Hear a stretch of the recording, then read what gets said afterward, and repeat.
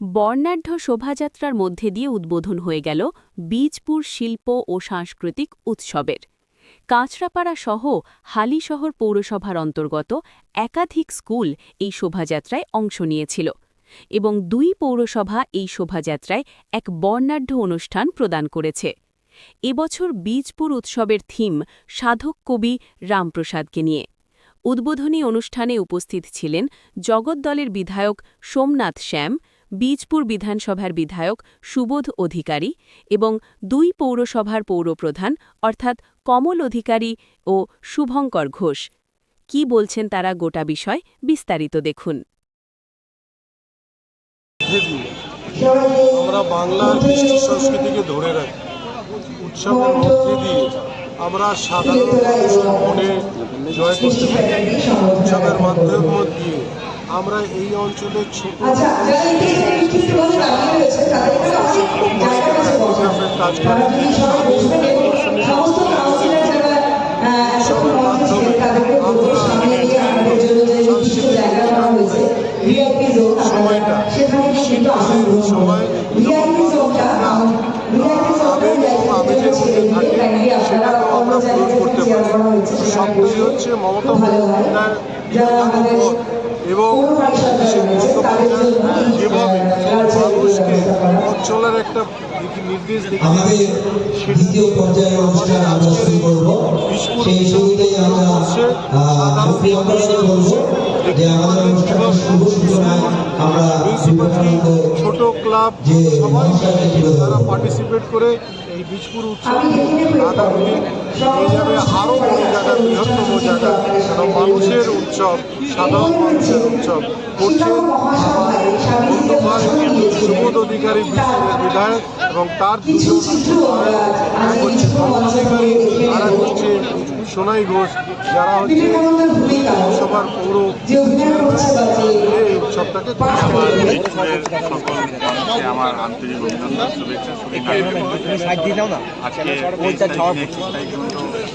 সাংস্কৃতিক অনুষ্ঠান হবে, আর সেই অনুষ্ঠানে যারা সহযোগিতা করেছেন তার মধ্যে অন্যতম রয়েছেন হয়েছে পৌরসভার চেয়ারম্যান শুভঙ্কর ঘোষ,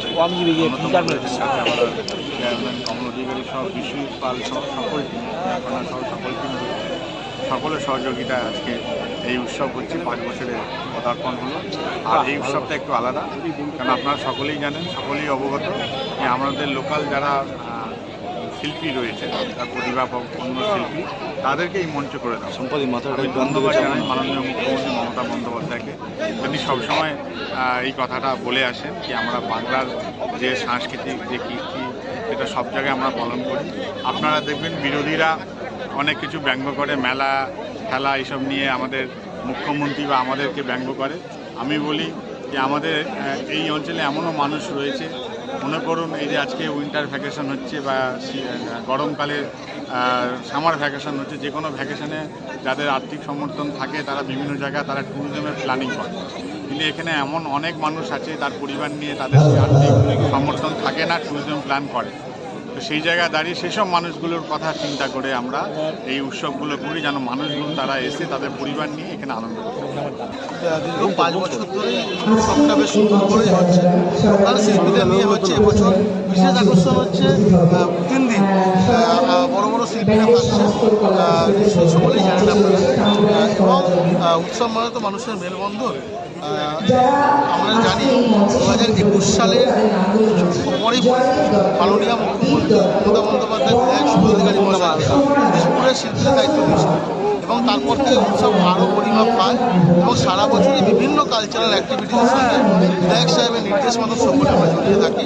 এবং যারা কুৎসা করেন, যারা উৎসব খেলা মেলা নিয়ে কুৎসা করেন, তারা কুৎসার মধ্যেই সীমাবদ্ধ থাকবে। আর দেখবেন এই উৎসব আজকে দেখেছে র্যালির সময় কত শয়ে শয়ে মানুষ, মানুষকে নিয়ে বিধায়ক শুভেন্দু অধিকারী 2026-এর বিধানসভা নির্বাচনে 50,000 মার্জিনে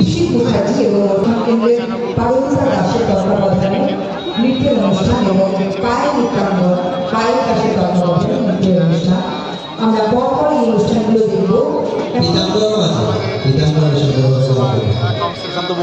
এবং হালিশহর আমরা মঞ্চে পূর্বপ্রধান ভাই সমন্তর ঘোষ সহ দেখে নেব এবার অভিষেক গাঙ্গুলিকে। আমি বলবো যারা একটু শুধু বিক্ষিপ্তভাবে ঘুরে বেড়াচ্ছেন তারা যদি মঞ্চে সামনে এসে উপবেশন করেন তাহলে আমরা অনুষ্ঠান শুরু করতে আরো তাড়াতাড়ি পারবো। এবং সত্যি খুব শিকাগো মহাসভায় স্বামীজি যে ভাষণ দিয়েছিলেন তার ছোট্ট নাটক আমরা এখন মঞ্চ থেকে দেখে নেব। অভিনয় রয়েছে অভিষেক ভালোবার জায়গায় একটা হেনস্থা করা হচ্ছে এবং বাংলা থেকে যেভাবে অপমান আমরা দেখতে পাচ্ছি, মনীষীতে যেভাবে অপমান আমরা দেখতে পাচ্ছি, সেই কিন্তু ইচ্ছাটা কিন্তু আমরা তুলে ধরতে পেরেছি যেন মানুষের মধ্যে এই জিনিসটা আসবে। যারা আজকে অনুষ্ঠান করতে এসেছেন তাদের প্রতিটা প্লিজ একটু এসে আমাদের সম্পাদিকা মিতালি মহাশয়ের কাছে তারা ছিলেন পড়ে যাবে। সব কিছু তুলে ধরা হয়েছে এবং সোশ্যাল ওয়ার্ক মাধ্যমে মাদার ট্রেজার নিবেদিতা আমরা সব কিছু দেখতে পারি।